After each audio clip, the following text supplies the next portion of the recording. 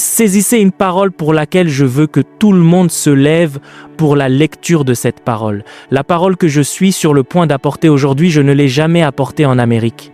La première fois que je l'ai prêchée, c'était juste la semaine dernière au Kenya, dans l'église d'un de mes amis, l'évêque Thomas. C'était une église appelée Word of Faith. Il y avait 3000 membres là-bas. Et je vous le dis, la puissance de Dieu était si incroyablement évidente. Des cancers étaient guéris, toutes sortes de choses. Il y avait beaucoup de guérison et de délivrance. Et le Seigneur m'a dit de la porter en Amérique parce que je crois qu'aujourd'hui, Dieu va briser certaines choses qui vous retenaient. 1er Roi chapitre 13, versets 1 à 7. Êtes-vous là? Amen. 1er Roi 13, versets 1 à 7. Je vais compter jusqu'à 3 et, aussi fort que vous le pouvez, donnez votre voix à Dieu. Amen. Et vous allez lire ce passage de l'Écriture ensemble. 1, 2, 3, lisez. Et voici, un homme de Dieu arriva de Juda à Béthel par la parole de l'Éternel, pendant que Jéroboam se tenait à l'autel pour brûler des parfums. Il cria contre l'autel par la parole de l'Éternel et il dit « Autel, autel !» Ainsi parle l'Éternel. Voici, il naîtra un fils à la maison de David. Son nom sera Josias. Il immolera sur toi les prêtres des hauts lieux, qui brûlent sur toi des parfums, et l'on brûlera sur toi des ossements d'hommes. Et le même jour, il donna un signe, en disant, « C'est ici le signe que l'Éternel a parlé. Voici, l'autel se fendra, et la cendre qui est dessus sera répandue. » Lorsque le roi Jéroboam entendit la parole que l'homme de Dieu avait criée contre l'autel de Béthel, il avança la main de dessus l'autel en disant « Saisissez-le !» Et la main qu'il avait étendue contre lui devint sèche, et il ne put la ramener à soi. L'autel se fendit, et la cendre qui était dessus fut répandue, selon le signe qu'avait donné l'homme de Dieu, par la parole de l'Éternel. Alors le roi prit la parole et dit à l'homme de Dieu, « Implore l'Éternel ton Dieu et prie pour moi, afin que ma main puisse se retirer. » L'homme de Dieu implora l'Éternel, et la main du roi put se retirer, et elle fut comme auparavant. Le roi dit à l'homme de Dieu, « Viens avec moi dans ma maison, tu prendras quelque nourriture, et je te donnerai un présent. » Mais le verset 8, donnez le verset 8. « Mais l'homme de Dieu dit au roi, « Quand tu me donnerais la moitié de ta maison, je n'entrerai pas avec toi. Je ne mangerai point de pain, et je ne boirai point d'eau dans ce lieu-ci. » Aujourd'hui, je vais vous parler de l'ordre de Melchizedek. L'ordre de Melchizedek, c'est ce dont je vais vous parler. C'est un message que je n'ai jamais prêché auparavant. Tout ce sujet est devenu vivant à l'intérieur de moi. Il est devenu vivant en moi. Et je vous le dis, quand nous avons prêché au Kenya, la puissance que nous avons vue était si incroyable. Vous savez, je veux dire, si vous allez sur Facebook et que vous tapez juste « Word of Faith Prayer Cave », je vous le dis, vous allez voir ce que Dieu a fait à Nairobi, au Kenya. Mais je sais que le même Dieu qui a agi puissamment au Kenya va agir aujourd'hui. Mais laissez-moi vous dire pourquoi Dieu m'a donné ce message, parce que je veux que vous l'écriviez. Amen. Il y a 4 choses que Dieu va libérer dans le service aujourd'hui. Il y a 4 choses que Dieu va faire. Dieu va faire 4 choses. Que tout le monde dise 4 choses. Il y a 4 choses que Dieu va faire dans le service. Et je vous le dis, en tant qu'homme de Dieu, en tant que votre pasteur, en tant que prophète de Dieu, ces 4 choses sont ce qui va arriver. Et la raison pour laquelle je vous le dis, c'est parce que les voix de Dieu consistent à annoncer « Allez, quelqu'un la fin dès le commencement », n'est-ce pas? Il annonce la fin dès le quoi? Le commencement, c'est la Bible, amen. Dieu annonce la fin dès le commencement, déclarant les choses qui n'ont pas encore été faites. Allez, quelqu'un, afin que son conseil s'accomplisse. Comprenez-vous ce que je dis? Nous allons donc déclarer la fin dès le quoi? Le commencement. Je vais donc vous dire au début ce que Dieu va faire. Comprenez-vous ce que je dis? Amen. Et parce que je veux que votre foi soit activée, car vous n'avez pas choisi ce dimanche par accident, le Seigneur l'a choisi pour vous parce qu'il connaît le mandat avec lequel je rentrais à la maison. Saisissez-vous ce que je dis? Amen. D'accord, c'est très important. D'accord, numéro 1, Dieu m'a dit, voici les 4 choses que je vais faire dans le service aujourd'hui. Numéro 1, Dieu va libérer l'esprit d'Élie. Dieu va libérer l'esprit d'Élie. J'ai dit Dieu, pourquoi l'esprit d'Élie? Parce que l'esprit d'Élie, selon la Bible, est lié à la restauration de toutes choses. L'esprit d'Élie est lié dans la Bible à quoi? À la restauration de toutes choses. Élie doit venir avant que les choses ne soient restaurées. C'est ce que Jésus lui-même a dit. Donc Élie est lié à quoi? À la restauration de quoi? De toutes choses. Cela signifie que les choses que vous avez perdues sont sur le point d'être restaurées. Les choses dans lesquelles vous devez entrer dans le royaume sont sur le point d'être restaurées à notre génération. Dieu restaure donc des choses à notre génération dans lesquelles nous devons entrer avant que Jésus ne revienne. Mais il y a aussi une restauration dans votre propre vie. Alors pourquoi est-ce que j'annonce cela? Parce que lorsque nous viendrons prier, c'est ce que Dieu va faire. C'est ce que Dieu va faire. Quand vous quitterez ce lieu, il y aura un vent de restauration tourbillonnant autour de vous et ce que le diable pensait vous avoir pris est sur le point de revenir multiplié par 7 ou par 1000.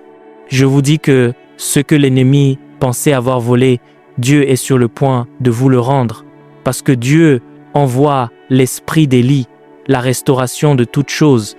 Mais l'une des raisons pour lesquelles il y aura une restauration de toutes choses aujourd'hui, c'est à cause de 3 autels que Dieu va détruire. Dieu m'a dit, je vais fermer 3 autels qui ont parlé contre mon peuple en Amérique et dans le monde entier. Il y a 3 autels. Le premier autel est l'autel de la maladie. Dieu m'a dit, je vais fermer l'autel de la maladie qui a maintenu mon peuple dans un état perpétuel où votre santé est instable, où votre santé sabote votre destinée. Saisissez-vous ce que je dis? Donc Dieu, saisissez-vous ce que je dis? Dieu va réparer certaines choses dans votre corps aujourd'hui. L'autel de la maladie va être détruit. Je vais vous montrer ce qui arrive à un autel quand Dieu le détruit. Comprenez-vous ce que je dis? C'est important que vous compreniez, amen. Le deuxième autel que Dieu va détruire aujourd'hui, amen, est l'autel allez, quelqu'un de la stagnation. J'ai dit stagnation. La stagnation, c'est quand vous n'allez nulle part professionnellement. Je veux dire, vous travaillez si dur, mais vous êtes au même endroit financièrement, socialement. Allez, quelqu'un, amen. Il y avait des gens, je veux dire, certains d'entre vous sont dans la stagnation, amen. Même cet autel de la stagnation va être retiré, même contre l'Église elle-même. Laissez-moi vous dire quelque chose. Vous êtes sur le point de voir des gens venir de partout parce que l'autel de la stagnation est sur le point d'être détruit par l'autel de Melchizedek aujourd'hui. Alléluia. C'est un message prophétique. Vous n'avez pas choisi aujourd'hui, Dieu l'a choisi pour vous parce que il a vu vos larmes, il a entendu vos cris. Dieu dit que la stagnation va être supprimée. Tout d'un coup, les choses qui ne bougeaient pas pour vous vont commencer à bouger. Les choses qui ne se produisaient pas pour vous vont commencer à se produire. Vous êtes peut-être sans abri en ce moment, mais cela ne va pas s'arrêter là. Votre histoire vient de changer aujourd'hui parce que l'autel de la stagnation est retiré. Le mouvement arrive vers vous. Le mouvement arrive vers vous. Tout ce que Dieu a créé a été conçu pour le mouvement. C'est pourquoi, quand Dieu a montré à Ézéchiel le trône de Dieu, il y avait des roues dans les roues. Pourquoi? Parce que tout ce qui concerne Dieu bouge. Et quand vous arrêtez le mouvement, vous mourrez. C'est pourquoi la stagnation vient pour vous voler le mouvement du Saint-Esprit dans votre vie. Eh bien, je suis ici pour vous dire que l'Esprit d'Élie vient restaurer le mouvement de l'Esprit de Dieu dans votre vie. Il n'y aura pas de stagnation. Il n'y aura pas de stagnation. Alors vous feriez mieux de vous préparer à témoigner, parce que vous êtes sur le point de témoigner. Vous allez témoigner que depuis ce samedi, depuis ce dimanche, quand cet homme noir est venu d'Afrique, quelque chose a bougé dans ma vie. Il a brisé quelque chose dans ma vie. Et des choses bougent dans ma vie qui ne bougeaient jamais auparavant. Saisissez-vous ce que je dis. Beaucoup d'entre vous, sur vos lieux de travail, il n'y a personne d'aussi fidèle que vous, mais chaque promotion vous passe sous le nez. C'est cela la stagnation. Et Dieu va mettre fin à cette stagnation. Amen. Vous avez une entreprise, mais chaque année, quand vous déclarez vos impôts, c'est le même niveau d'argent. C'est de la stagnation. La stagnation va prendre fin aujourd'hui. C'est pourquoi aujourd'hui je vais prier pour vous. Si vous me recevez comme un prophète de Dieu, saisissez-vous ce que je dis. Et puis, le Seigneur m'a dit, mon ami, le 3e autel que je vais détruire quand tu enseigneras sur l'autel de Melchizedek. Maintenant, Pourquoi ces autels sont-ils détruits? Parce que je vais vous montrer très rapidement qu'il faut un autel supérieur pour détruire d'autres autels. Et je vais vous dire ce qu'est un autel. Allez, quelqu'un. Parce qu'en Occident, nous avons parfois tendance à perdre cela de vue, mais puis-je vous soumettre que Dieu croit aux autels? Le ciel a des autels. Vous devez avoir un autel familial. Le troisième autel, écrivez-le. Le troisième autel que Dieu va détruire, il va le fermer aujourd'hui. C'est l'autel de la sorcellerie ou l'autel de la mort. L'autel de la sorcellerie ou l'autel de la mort. Saisissez-vous ce que je dis? Amen. Dieu m'a dit, toute forme de sorcellerie qui travaille contre toi est sur le point d'être réduite au silence. Toute forme de sorcellerie, la mort prématurée, va s'enfuir loin de vous si vite. Allez, quelqu'un, amen. Parce que vous allez mourir à un âge avancé, avec une vie brillante et incroyable. Et d'ailleurs, allez, quelqu'un, quand vous mourrez dans votre vieillesse, votre esprit sera toujours avec vous. Votre esprit sera tout aussi vif que lorsque vous étiez jeune. Vous allez bien vieillir. Allez, quelqu'un, parce que cet autel de la mort est détruit dans votre vie. Alléluia. Et dans l'église ici, l'autel de la mort est détruit. Alléluia. Car le diable ne tuera pas l'église que Dieu a commencée de sa propre main. Allez, quelqu'un, amen. Vous êtes sur le point de voir la vie comme vous ne l'avez jamais vue. Laissez-moi vous dire comment cette révélation est venue à moi. Saisissez-vous ce que je dis. Amen. Quand j'étais en Zambie, j'ai passé des moments formidables. Vous savez, Dieu a agi puissamment. J'ai rencontré, c'était une percée incroyable. J'ai rencontré des dirigeants du gouvernement. Le président a envoyé l'un de ses ministres pour me rencontrer parce que nous nous organisons pour amener le pasteur Béni en Zambie avec moi. Il veut retourner en Zambie et nous travaillons donc avec le gouvernement et tout le reste pour ramener l'homme de Dieu. C'était donc un moment incroyable de rencontre avec Dieu, mais le point culminant de tout le voyage a été de rencontrer une femme puissante, que quelqu'un dise « Femme, Amen ». J'ai rencontré la version féminine de moi-même dans l'ordre de Melchisédek, si vous pouvez le croire. Et pouvez-vous imaginer qu'elle a été élevée dans mon propre pays? J'ai dit, Seigneur, qu'y a-t-il avec la Zambie pour que tu élèves deux personnes, un homme et une femme, qui en savent autant sur l'ordre de Melchisédek? Donc, cet homme, qui était l'un des secrétaires du cabinet du président, a ouvert sa maison le dimanche soir pour que nous nous rencontrions parce que nous lançons Love Zambia. Je vous montrerai les vidéos la semaine prochaine. C'est incroyable, Love Zambia démarre fort, c'est fou. Je veux dire, il y avait probablement 200 personnes à notre premier service. Ils sont excités. Des politiciens, des chefs d'entreprise. Le politicien a donc ouvert sa maison. Il a dit, ramenons les personnes clés. Et ils ont invité cette femme. On m'a dit, il y a une femme que vous devez rencontrer, c'est un rabbin. Elle a une vie très étrange, mais je pense qu'elle devrait faire partie de ce que vous faites parce que vous parlez de Melchisédek. Elle est la première personne à m'avoir parlé de Melchisédek, et puis j'ai eu votre livre et c'est ainsi que je suis devenu votre disciple et que je vous suis depuis des années. Maintenant, il est devenu très proche de moi, amen. Et donc, en tout cas, cette femme est venue et elle a commencé à parler de l'ordre de Melchisédek. Elle a dit, vous savez, en 10 à 9 ans de pratique, en parlant de l'ordre de Melchisédek et en formant des étudiants à travers le monde, maintenant près de 5000, c'est beaucoup de monde, d'accord. Je n'ai pas rencontré une seule personne capable d'en parler. J'ai rencontré quelques personnes qui disaient des choses intéressantes sur Melchisédek, mais j'ai jamais eu de gens qui m'ont impressionné, vous savez, où ils parlaient de cet ordre de Melchisédek et m'épatait. Je n'ai pas rencontré cela. Laissez-moi vous dire quelque chose se passe dans ce service en ce moment même. Elle a donc parlé de l'ordre. Vous voyez comment les choses fonctionnent avec moi, vous savez, parce que j'aime les expériences prophétiques, mais j'aime encore plus la parole. C'est peut-être pour cela que Dieu m'aime, peut être pour cela qu'il m'utilise de la sorte, parce que je peux avoir une expérience prophétique, mais je vais clouer Dieu dans une rencontre en tête à tête et dire « D'accord, c'était une excellente expérience prophétique, mais je veux que tu m'en montres le fondement dans la parole. » Parce que si c'est prophétique, Dieu, ça va être quelque part dans la parole, n'est-ce pas?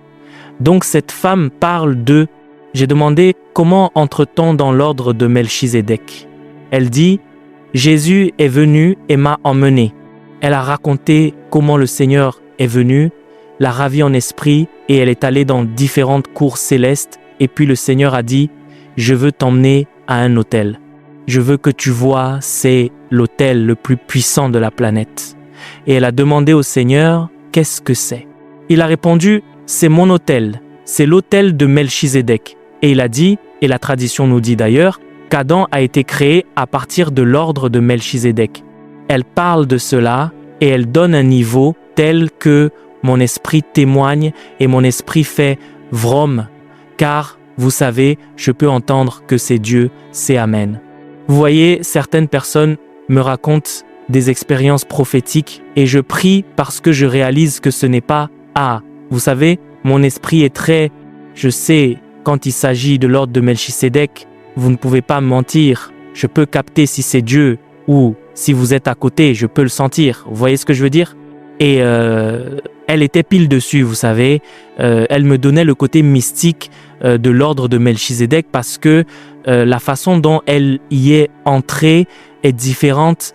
Moi, j'y suis entré par la révélation, par l'étude. C'est ainsi que Dieu m'a amené. Il m'a amené comme un érudit là-dedans. Vous voyez ce que je veux dire?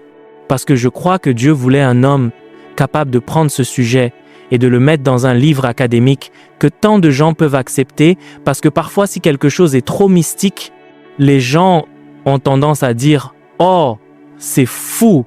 Vous voyez ce que je dis? Alors ils perdent ce qui leur appartient parce que c'est trop mystique pour eux, même si ce sont les réalités du ciel. La Bible dit que l'œil n'a point vu, que l'oreille n'a point entendu aller quelqu'un et que ce n'est pas monté au cœur de l'homme. Or, il y a des choses que vous n'avez pas entendues et que si Dieu vous montrait jamais ce qu'il a pour vous, vous seriez sidérés. Je suis donc convaincu que, tout comme pour la reine de Saba, la moitié de ce que Dieu a pour nous ne nous a pas encore été dite. Saisissez-vous ce que je dis? Elle parle donc de cela et ça me frappe.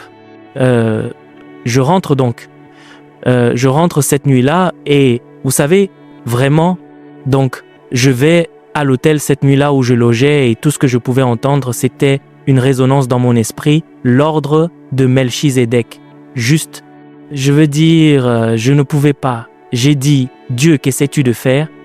Il m'a dit, toi, le théologien, saisissez-vous ce que je dis? Je t'ai donné. J'ai mis la mystique dedans. Elle, je lui donne des expériences célestes. Je veux dire, elle a des expériences célestes qui vous ferait perdre la tête, mon Dieu. Mais c'est exact. Et la vie dans laquelle elle marche est incroyable.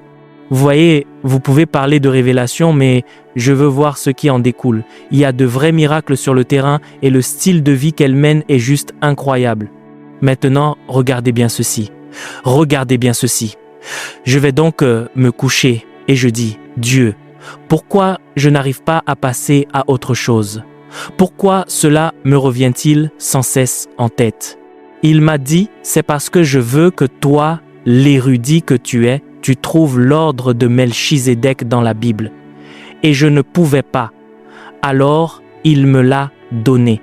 Il me l'a donné. Et mon garçon, Amen. Êtes-vous prêts pour cela? Parce que aujourd'hui, l'ordre de Melchizedek va devenir vivant à l'intérieur de vous.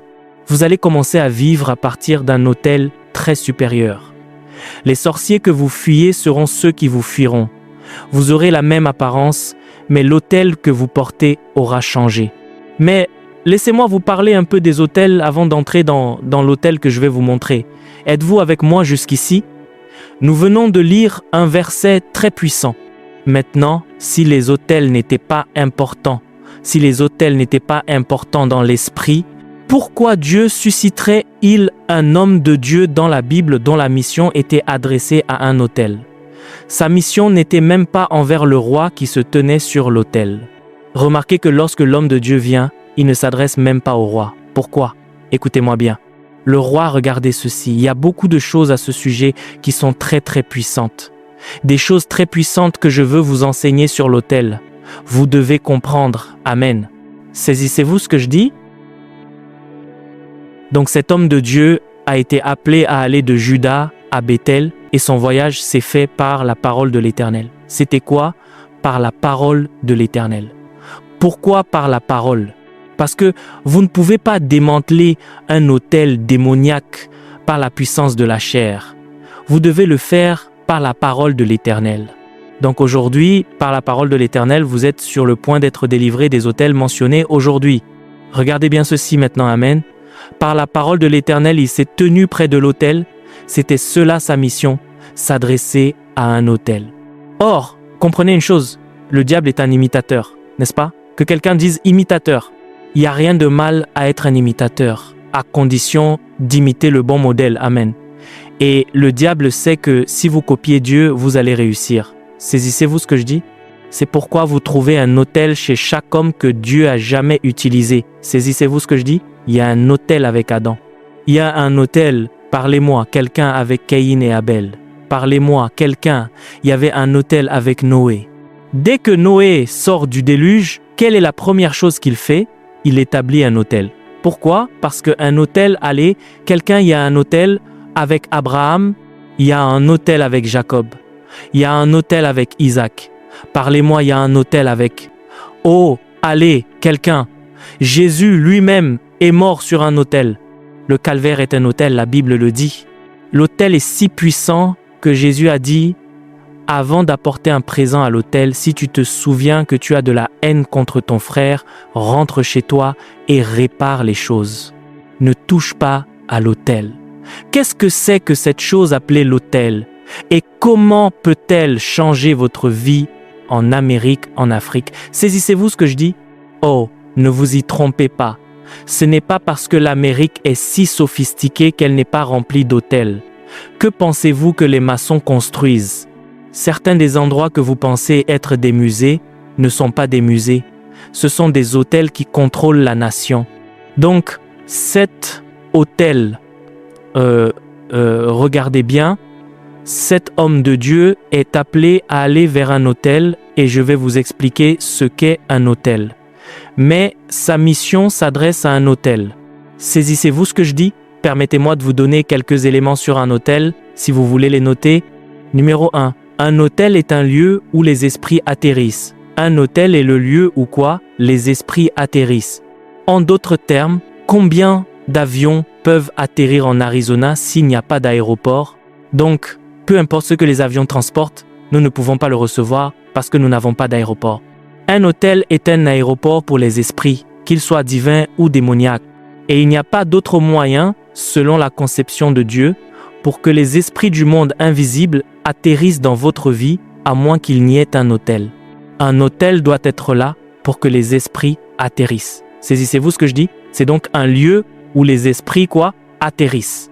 C'est aussi un lieu d'échange où les humains engagent une dimension spirituelle pour échanger des énergies ou, parlez-moi, quelqu'un. Saisissez-vous ce que je dis? Êtes-vous avec moi, quelqu'un? Un lieu de quoi? D'échange. Amen. C'est pourquoi le calvaire est un hôtel, parce que c'est un lieu d'échange. Vos péchés ont été échangés contre sa justice ou sur la croix. Ce doit donc être un autel. Et je vais vous le prouver dans Hébreux, on parle du calvaire comme d'un autel parce que c'est un lieu d'échange et c'est un lieu où les esprits atterrissent. C'est un lieu d'échange. Les autels sont des lieux de sacrifice. C'est pourquoi chaque fois que vous voyez un autel, il y a du sang sur l'autel. Il y a un sacrifice sur l'autel. Saisissez-vous ce que je dis? Amen. Le sacrifice est la monnaie de ces autels. Alors regardez bien, Dieu envoie cet homme de Dieu vers cet autel et il commence à prophétiser contre l'autel. Maintenant, si cet autel n'avait aucune influence sur le pays. Pourquoi perdre votre temps? Dieu et l'homme de Dieu savaient une chose. Cet autel est la raison pour laquelle nous avons des ennuis. L'autel projetait une énergie dans la nation qui maintenait la nation liée à la puissance du monde démoniaque, liée à des cycles vicieux. Saisissez-vous ce que je dis? Les autels sont des lieux de rituel. Des lieux de rituel. Comment savez-vous s'il y a un autel dans votre vie qui travaille contre vous? S'il y a un rituel qui se produit autour de votre vie? Des rituels, qu'ils soient? Regardez bien. Vous savez, vous gagnez de l'argent, vous perdez de l'argent. Vous gagnez de l'argent, vous perdez de l'argent. C'est un rituel. Cela arrive trop souvent. Si il y a un rituel, une chose qui se répète, je ne parviens pas à, je passe d'un mauvais petit ami à un petit ami fou, c'est un autel. Il y a un rituel. Vous avez un rituel. Je n'arrive pas à trouver un homme bon. Tous ceux que je trouve sont fous. C'est parce que vous êtes autour d'un autel. Il y a donc un rituel. Tant que l'autel qui projette des hommes mauvais dans votre vie n'est pas brisé, vous allez passer d'hommes fous à des hommes mauvais. De tous les hommes bons, vous dites non, et puis celui à qui vous dites oui est un fou. Pourquoi? Parce que l'autel contrôle ce rituel. Mais il y a aussi, saisissez-vous ce que je dis quand vous allez de gloire en gloire, il y a un autel. Saisissez-vous ce que je dis, les autels sont donc des lieux de rituel. Gloire à gloire, faveur à faveur, bénédiction à bénédiction. C'est un autel, mais c'est un autel de justice. Il maintient votre progression. Vous traversez les mêmes cycles, mais ce sont de bons cycles. Plus de faveur, plus de gloire, plus de louange, plus d'onction. C'est un autel. Oh, allez, quelqu'un. Donc cet homme dit, ainsi parle l'Éternel, voici, il naîtra un fils à la maison de David, son nom sera Josias. Il immolera sur toi les prêtres. Voici une autre chose, chaque autel, dites-le avec moi, chaque autel a un servant humain. Chaque autel. C'est pour cela qu'il y avait le roi. Pourquoi l'homme de Dieu n'a-t-il pas parlé au roi? Parce qu'il savait que le roi était un serviteur de l'autel. Si je détruis l'autel, son pouvoir disparaît. Puis-je prophétiser à certaines personnes qui ont eu un pouvoir sur votre vie? Elles sont sur le point de le perdre, parce que nous sommes sur le point de détruire l'autel d'où vient ce pouvoir. Saisissez-vous ce que je dis? C'est pourquoi il n'a jamais adressé la parole au roi, parce que il savait, je n'ai pas besoin de m'adresser à toi, j'ai juste besoin de m'adresser à l'autel. Saisissez-vous ce que je dis, parce que si je ne détruis pas l'autel qui te donne de l'énergie et de la puissance, je ne peux pas te toucher. Cela signifie aussi que lorsque vous commencerez à apprendre à fonctionner à partir de l'ordre de Melchisédek, allez, quelqu'un, le diable, pourra essayer de vous frapper, mais il ne pourra pas vous atteindre, parce qu'il ne peut pas détruire l'ordre qui vous donne votre énergie. Allez, quelqu'un, amen. Saisissez-vous ce que je dis. C'est la même chose pour Élie.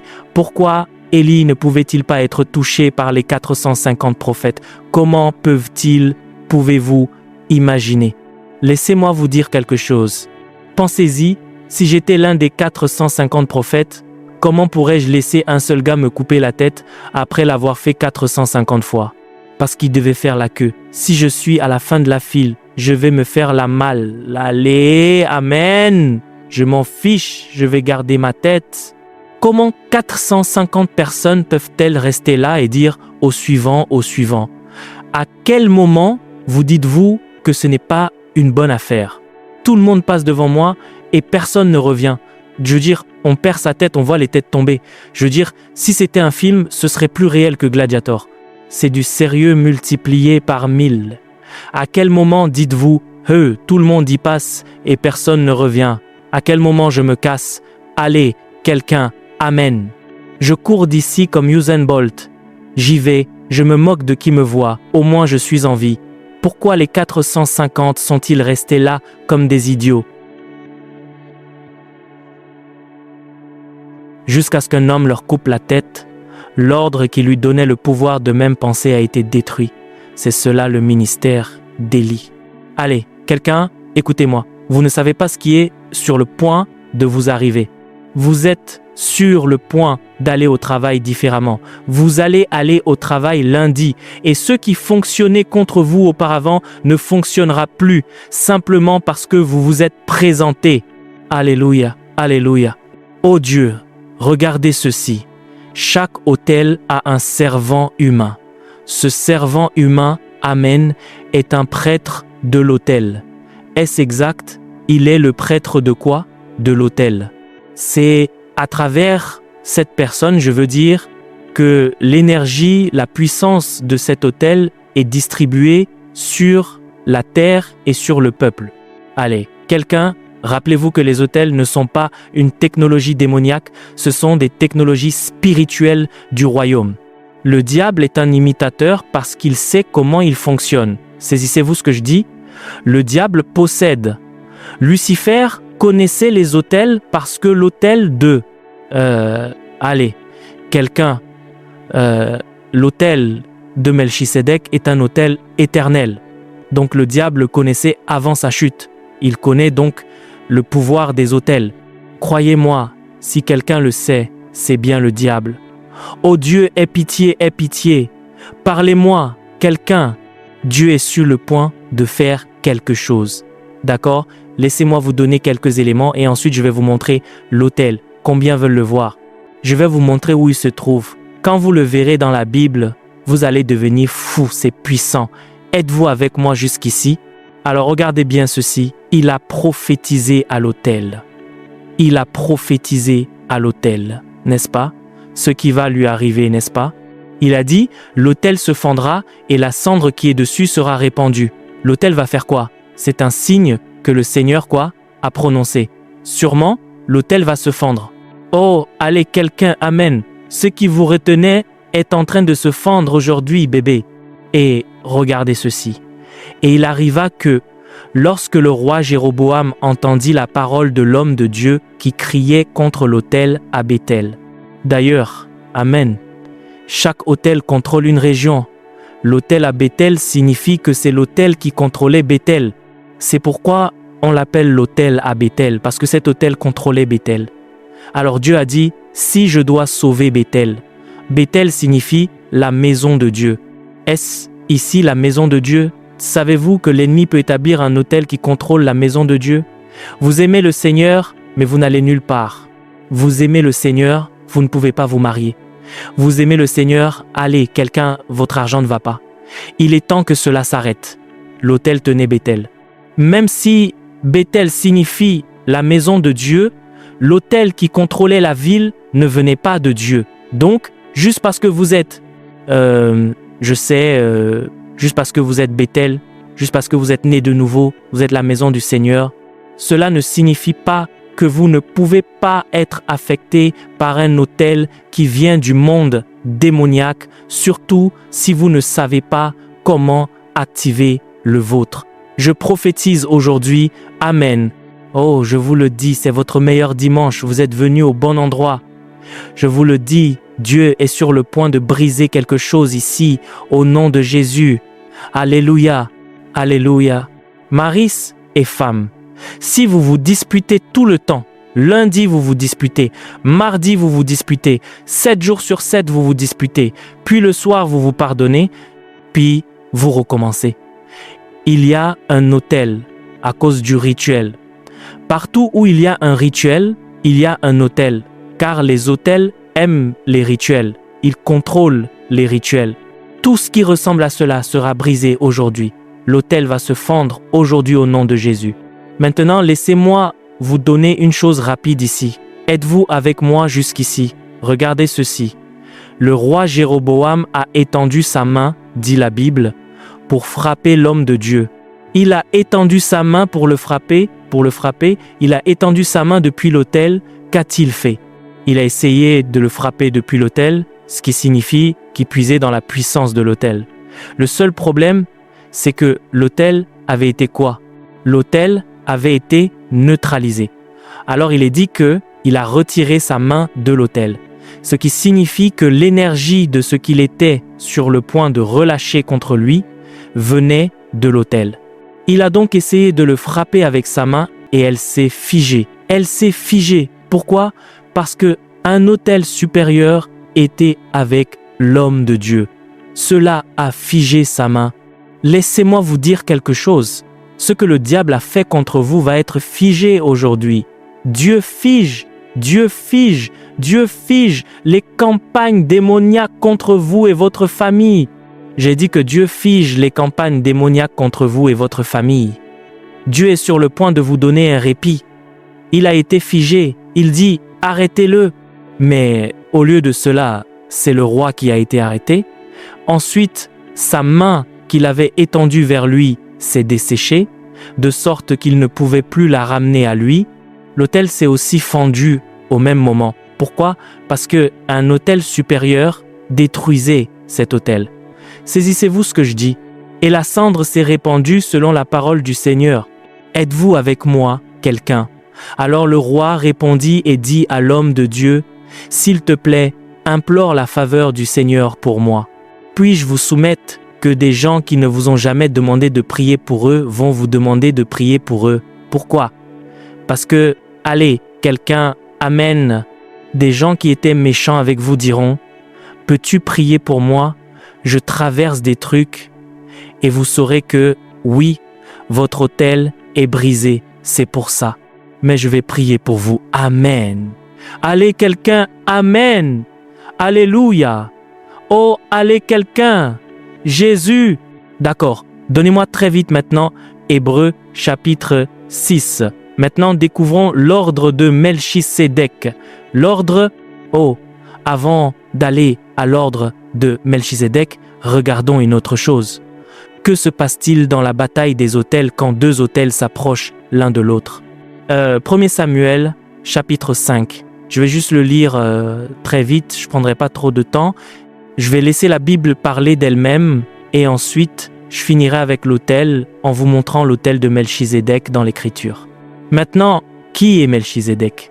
Melchisédek signifie simplement le roi de justice. Melchi, roi, Tsédek, justice. Donc, Melchisédek, quand nous parlons de l'autel de Melchisédek, nous parlons de l'autel de notre roi de justice. Regardez le verset. 1 Samuel, chapitre 5, versets 1 à 11. Mon Dieu, je sens l'onction ici.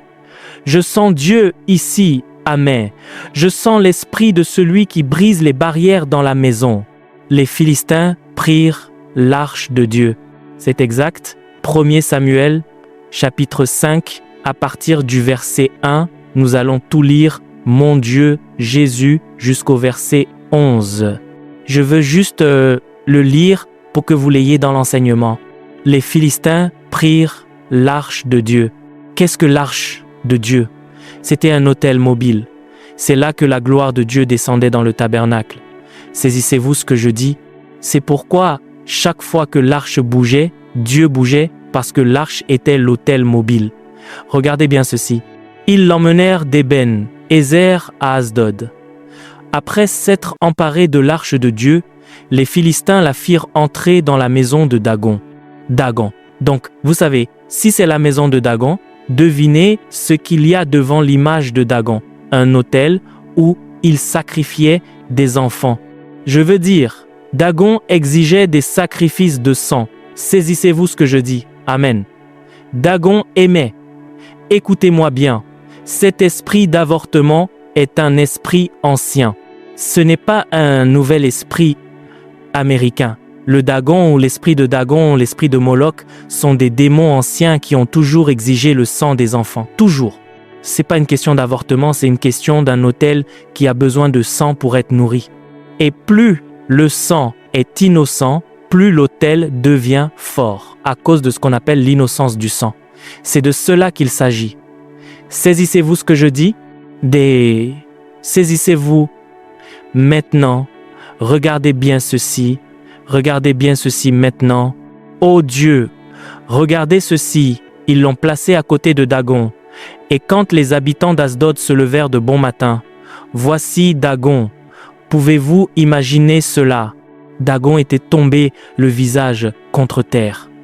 Voyez, quand un autel supérieur se présente dans une pièce, les autels inférieurs doivent s'incliner. Nous sommes sur le point d'activer un autel supérieur dans votre vie aujourd'hui, de sorte que lorsque vous travaillerez dans une entreprise, tout autre autel devra s'incliner. Le patron peut être fou avec tout le monde, mais quand elle est près de vous, elle a peur de vous. Ils ne savent pas pourquoi. C'est parce que son autel peut parler au vôtre, parce que le vôtre est trop puissant. Dagon était sur le sol dans sa propre maison, couché devant l'arche de Dieu. J'adore ça. Sur le sol, embrassant la poussière. Saisissez-vous ce que je dis? Devant l'arche du Seigneur. Alors ils ont pris Dagon. Oh, Dagon, tu es tombé. Ils ont pris Dagon et l'ont remis à sa place. Saisissez-vous ce que je dis? Et ils se levèrent de bon matin le lendemain. Ils n'auraient pas dû faire ça. Ils auraient dû comprendre au premier signe, Dieu était gentil avec Dagon la première fois. Et quand ils se levèrent de bon matin le jour suivant, voici Dagon tombé le visage contre terre devant l'arche du Seigneur. La tête de Dagon avait été coupée et ses 2 mains étaient brisées sur le seuil. Il ne restait à Dagon que le tronc. Le tronc était tout ce qu'il en restait. C'est pourquoi ni les prêtres de Dagon, ni aucun de ceux qui entrent dans la maison de Dagon ne marche sur le seuil. Vous savez pourquoi Dieu a coupé sa tête? C'est parce que cet autel qui a prononcé la mort, la stagnation, la maladie dans votre vie est sur le point d'être décapité. L'autorité de cet esprit qui vous retenait est sur le point d'être coupée. Amen. Mais la Bible dit que ses mains étaient brisées. Pourquoi? Parce que cette chose qui vous touchait ne vous touchera plus. Oh, quand vous direz Amen, quand vous serez touché, vous direz Il m'a touché et toute la joie inonde mon âme. Quelque chose de merveilleux est arrivé et je sais qu'il m'a touché et m'a guéri. Rien d'autre n'est autorisé à vous toucher à partir d'aujourd'hui. Dieu va briser les bras de ceux qui vous touchaient et qui ne venaient pas de Dieu. Seul Jésus peut vous toucher maintenant. Seul Jésus peut vous toucher maintenant. Alléluia. Parlez-moi quelqu'un. Amen. Tournez-vous. Ne vous tournez pas vers celui d'à côté, parce que je viens de me rappeler. Regardez en bas, pointez vos pieds et dites « Diable ». Pointez vos pieds et dites « Diable, ne me touche pas, ne me touche pas ». D'accord? Finissons ceci. La main du Seigneur s'appesantit sur les habitants d'Asdod. Écoutez-moi bien, la main du Seigneur est sur le point de s'appesantir sur vous, sur les choses qui ont travaillé contre vous. Amen. Très bien, d'accord, nous avons compris cela. Maintenant, montrons-vous rapidement l'autel de Melchizedek. Êtes-vous avec moi? Je vais vous en donner seulement 2. Hébreux chapitre 6, verset 19 à 20. Vite, vite, vite, laissez-moi vous montrer l'autel de Melchizedek et ensuite nous allons libérer la puissance de Dieu dans ce lieu. Amen. Et nous allons aussi, Amen, merci Jésus, Hébreux chapitre 6, verset 19 à 20. Êtes-vous avec moi? Hébreux 6, Amen. Cette espérance, regardez ce qu'il dit. Cette espérance, que tout le monde dise, cette espérance. Cette espérance, nous la possédons comme une encre de l'âme. Comme une encre de quoi? De l'âme. Sûre et immuable, elle pénètre au-delà du voile. Que tout le monde dise la présence derrière le voile. Dites la présence derrière le voile. Or, le voile ici n'est pas le voile du temple, car celui-là a été déchiré quand Yeshua est mort, n'est-ce pas? Donc ce ne peut pas être le même voile. De quel voile s'agit-il? C'est le voile de la chair. Car savez-vous que la seule chose qui vous sépare de la présence du Seigneur, c'est votre corps? D'ailleurs, la Bible dit que quitter ce corps, c'est être présent avec le Seigneur. Donc l'ordre de Melchizedek opère juste là, derrière votre corps, dans la présence derrière le voile. Donc, quel que soit l'autel de Melchizedek, il doit être derrière le voile, dans la présence de Dieu. Cela signifie que si vous commencez à vivre à partir de l'autel de Melchizedek, vous allez contourner la puissance de votre propre chair et commencer à vivre dans la présence de Dieu. Oui, cela vous emmène derrière le voile. Cela vous emmène derrière le voile. Certains d'entre vous, vous continuez à être trébuchés par le voile, mais maintenant, vous êtes sur le point d'aller derrière le voile. Regardez bien ceci, regardez bien ceci. Que dit-il? Là où? Que tout le monde dise là où. Donc derrière le voile, il y a quelqu'un, n'est-ce pas? Là où le précurseur est entré pour nous. Que tout le monde dise entré pour nous. Or, un précurseur est quelqu'un qui va devant une troupe, n'est-ce pas? Vous ne pouvez pas être un précurseur si vous êtes seul. Un précurseur représente un acompte sur ce qui vient derrière lui. Donc, là où le précurseur est entré pour nous, pas pour lui-même, il est entré pour nous. Regardez bien ceci très rapidement, alors que nous arrivons à la fin. Même Jésus, quelqu'un dise Jésus. Jésus est dans la présence derrière le voile, étant devenu souverain sacrificateur pour toujours. Selon l'ordre de quoi? Selon l'ordre de Melchizedek. Si il est un souverain sacrificateur, il n'y a pas de souverain sacrificateur qui fonctionne sans autel. Ce ministère exige un autel. Tout comme avoir un emploi en entreprise exige un bureau, être un souverain sacrificateur exige un autel. Il est derrière le voile. Que savons-nous de Jésus? Il est dans la présence derrière le voile. Mais il est entré dans cette dimension pour nous. Pas seulement pour quand nous mourrons, car c'est trop tard. Eh bien, quand je mourrai, j'irai au ciel, mais en attendant, le diable peut me gifler. Ce n'est pas ça.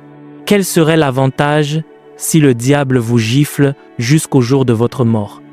Quel en serait l'avantage? Il est entré pour nous, afin qu'à travers lui, vous n'ayez pas à attendre de mourir pour entrer, pour expérimenter la vie, derrière le voile, dans la présence. Il est entré pour nous. Êtes-vous avec moi, quelqu'un? Oh, c'est puissant. Quelqu'un prêche vraiment bien aujourd'hui. Maintenant, Hébreux chapitre 13, nous avons presque fini. Hébreux 13, versets 10 à 12. J'essaie juste de vous montrer l'autel. Je construis vers l'autel de Melchizedek. Je divise systématiquement la parole de Dieu. Ensuite, nous allons briser ces autels. Nous allons libérer l'esprit d'Élie et briser ses autels par l'esprit du Seigneur. Et ensuite, nous allons libérer l'ordre de Melchizedek dans la vie des gens. Nous allons activer cet autel de Melchizedek dans votre vie. Hébreux 13, 10. Nous avons un autel. Quelqu'un dise, nous avons un autel. Dites à celui d'à côté, nous avons un autel. Et c'est là le problème. Nous avons un autel, mais savons-nous ce que c'est? Savons-nous que nous avons un autel dont ceux qui font le service au tabernacle n'ont pas le droit de manger? Qu'est-ce qu'il dit? Il dit, nous avons un autel dont ceux qui servent le tabernacle n'ont pas le droit de manger. Que veut-il dire? Il parle d'eux. Rappelez-vous, quand l'Épître aux Hébreux a été écrite, les Lévites fonctionnaient encore dans le temple de Jérusalem. Le mont du temple était encore actif et beaucoup d'entre eux avaient refusé le Messie, ils l'avaient rejeté, donc ils continuaient comme s'il n'était jamais arrivé. Paul dit donc, rappelez-vous que si le mont du temple est toujours là, quelle est la première chose que vous voyez avant le lieu très saint? L'autel, n'est-ce pas? Et ces gens mangeaient à cet autel parce qu'ils faisaient partie de cet ordre. Paul dit quelque chose de très intéressant. Les gars, je sais que vous n'avez pas été invités à cette fête, mais laissez-moi vous dire quelque chose. Vous avez un meilleur autel. Vous avez un autel dont ils n'ont pas le droit de manger, ce qui signifie qu'ils n'ont pas le droit d'y manger. Mais vous, vous en avez le droit. Vous avez le droit de manger la percée provenant de l'autel de Melchizedek. Vous avez le droit de manger la prospérité venant de l'autel de Melchizedek. Vous avez le droit de manger la guérison venant de l'autel de Melchizedek. Vous avez le droit de recevoir une nouvelle maison de l'autel de Melchizedek. Vous avez le droit de recevoir un nouveau travail, un mari formidable de cet autel. Vous avez le droit de manger de cet autel. Vous avez le droit de manger de cet autel. Verset 11. Car les corps des animaux dont le sang est porté dans le sanctuaire par le souverain sacrificateur pour le péché, sont brûlés hors du camp. C'est pour cela que Jésus aussi, afin de sanctifier le peuple par son propre sang, a souffert hors de la porte. Rappelez-vous, je vous ai dit que le calvaire est un autel. Amen. Maintenant, nous terminons avec Apocalypse chapitre 5. Je vais vous montrer l'autel maintenant. C'est devenu si clair quand j'ai vu cela. Je criais tout seul. J'avais hâte de prêcher au Kenya. Et là, la puissance a explosé, je vous le dis. C'était incroyable. C'était incroyable. Alléluia. Apocalypse chapitre 5. Alors que nous arrivons à la fin de cet enseignement, Jésus, aide-nous aujourd'hui. Puis je vis dans la main droite de celui qui était assis sur le trône. Regardez Apocalypse chapitre 5, vous allez voir l'autel maintenant. Êtes-vous prêts pour l'autel de Melchizedek? Point un livre écrit en dedans et en dehors, scellé de 7 sceaux. Et je vis un ange puissant qui criait d'une voix forte, qui est digne d'ouvrir le livre et d'en rompre les sceaux. Voyez-vous, quand votre vie est connectée à l'autel de Melchizedek, votre destinée ne sera pas scellée, elle sera ouverte devant vous. Et personne dans le ciel, ni sur la terre, ni sous la terre, ne put ouvrir le livre, ni le regarder. Regardez bien ceci. Savez-vous pourquoi? Parce que le livre de votre destinée a été forgé à partir d'un autel supérieur. Et seul le servant de cet autel, le souverain sacrificateur de cet autel, pouvait dérouler et déverrouiller votre destinée. Verset 4. Et je pleurais beaucoup. Puis-je vous soumettre que les pleurs sont sur le point de s'arrêter? Quand vous toucherez cet ordre de Melchizedek, les pleurs vont s'arrêter. Je pleurais beaucoup de ce que personne ne fut trouvé digne d'ouvrir le livre, ni de le regarder.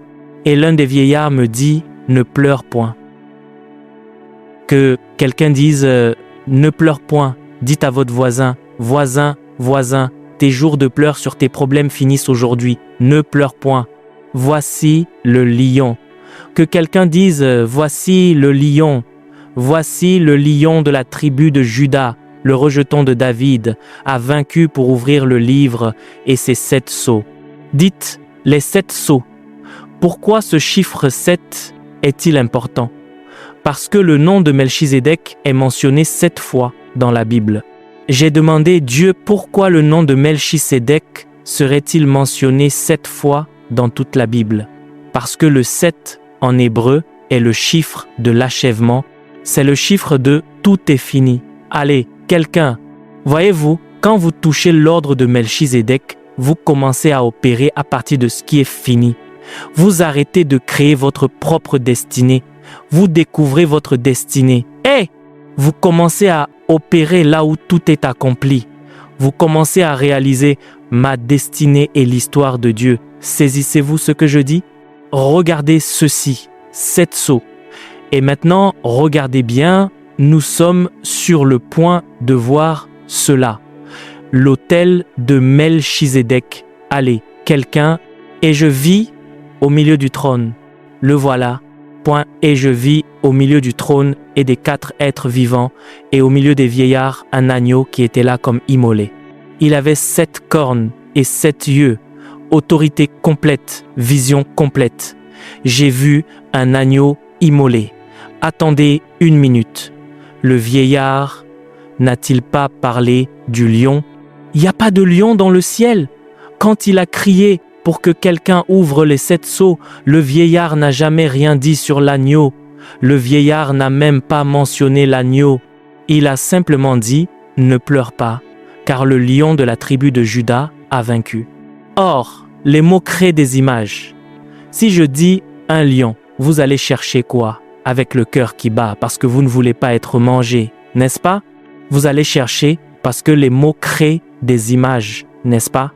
Si je dis « il y a une voiture », vous ne cherchez pas un âne, vous cherchez la voiture. Mais le vieillard dit « voici le lion ». Pourtant, quand il se tourne pour regarder le lion, voici un humble agneau. Savez-vous à quel point un agneau est doux? Un agneau immolé, ce qui signifie qu'il saigne. C'est un agneau qui saigne.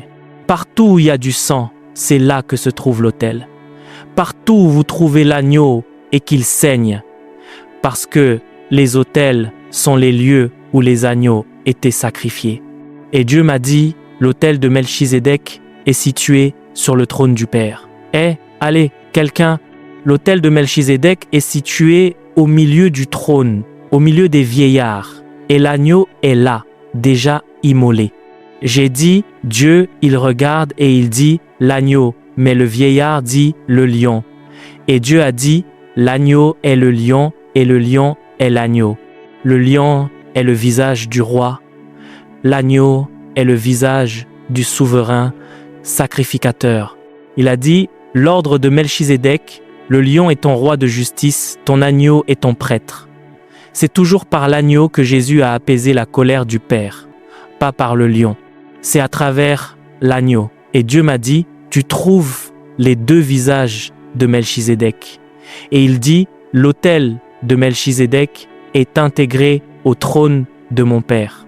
Si cet autel devient vivant dans votre conscience, il n'y a pas de sorcellerie, pas de stagnation, pas d'autel de la mort qui vous éliminera avant votre temps.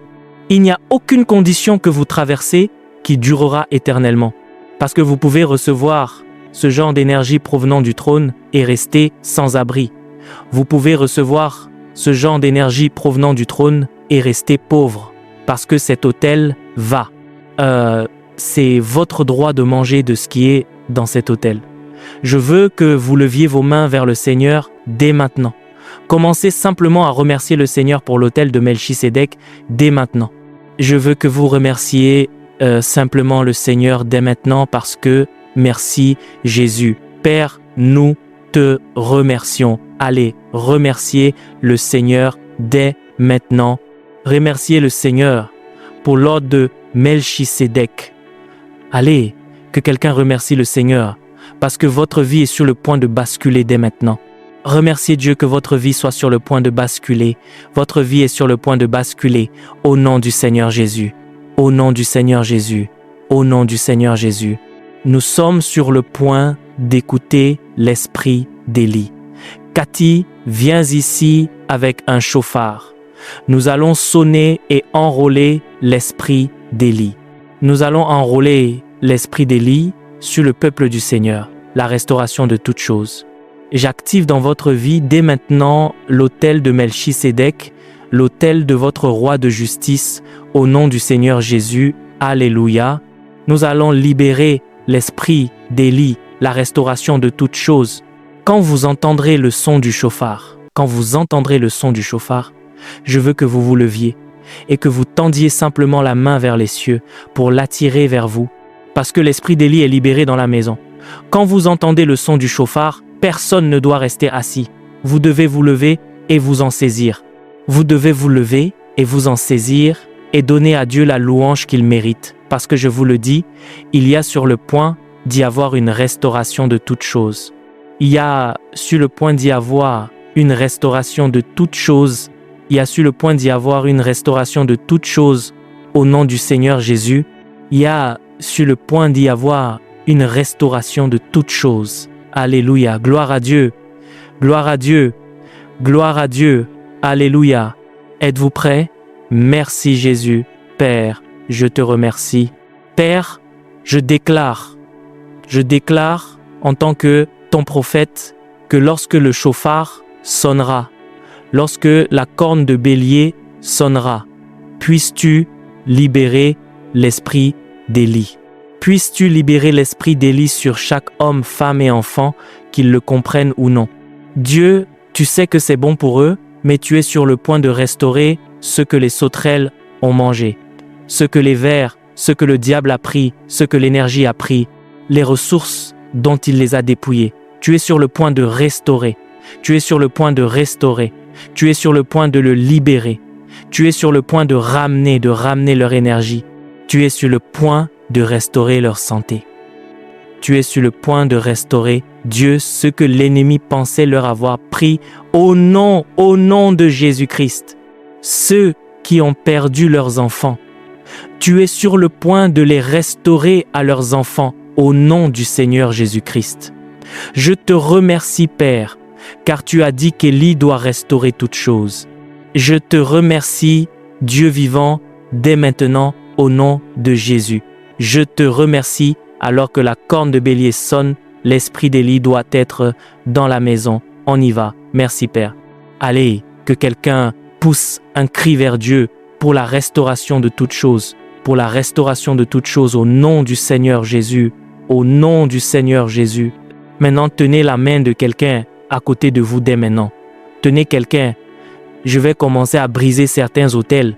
Tenez la main de quelqu'un à côté de vous, s'il vous plaît. Faites-le vite, vite, vite. Tenez la main de quelqu'un. Si vous êtes malade dans votre corps, je vous le dis, vous feriez mieux de vérifier votre corps après que j'aurai fini. Allez, quelqu'un, amen.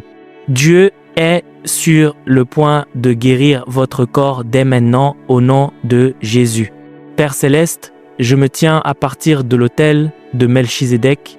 Je me tiens à partir de l'ordre de Melchisédek au milieu du trône, entouré des 24 vieillards, et je m'oppose à l'autel de la maladie. J'ordonne à l'autel de la maladie de se fendre dès maintenant au nom de Jésus. Je t'ordonne, autel de la maladie, tu es réduit au silence. Tu ne peux plus projeter la maladie dans les corps des gens sous le son de ma voix, au nom puissant de Jésus. Chaque maladie doit partir. Chaque infirmité, je dis, va-t'en au nom puissant de Jésus. Au nom puissant de Jésus. Faiblesse des jambes, va-t'en. Faiblesse des mains, va-t'en. Arthrite, je dis, sois guéri au nom puissant de Jésus. Père, au nom de Jésus, ô Dieu, à partir de l'autel de Melchisédek, je détruis l'autel de la stagnation. L'autel de la stagnation. J'ordonne que cet autel soit détruit devant le Père. Libère le peuple de Dieu, qu'il y ait des mouvements surnaturels dans la maison du Seigneur. Qu'il y ait des mouvements surnaturels dans les affaires et les carrières, dans les mariages. Plus rien n'est coincé. Plus rien n'est coincé. Ô Dieu, je le déclare au nom puissant de Jésus. Je le déclare au nom puissant de Jésus. La stagnation est partie. La stagnation a été brisée, dit le Seigneur. Maintenant, Père Céleste, au nom de Jésus, à partir de l'ordre de Melchisédek, à partir de cet ordre de Melchisédek, mon Dieu, je détruis l'autel de la sorcellerie qui est l'autel de la mort. Je dis, je brise ton pouvoir, car il est écrit, il n'y a pas de divination, il n'y a pas de sorcellerie qui puisse fonctionner contre Jacob ou Israël, mais il sera dit ce que Dieu a fait pour son peuple au nom de Jésus.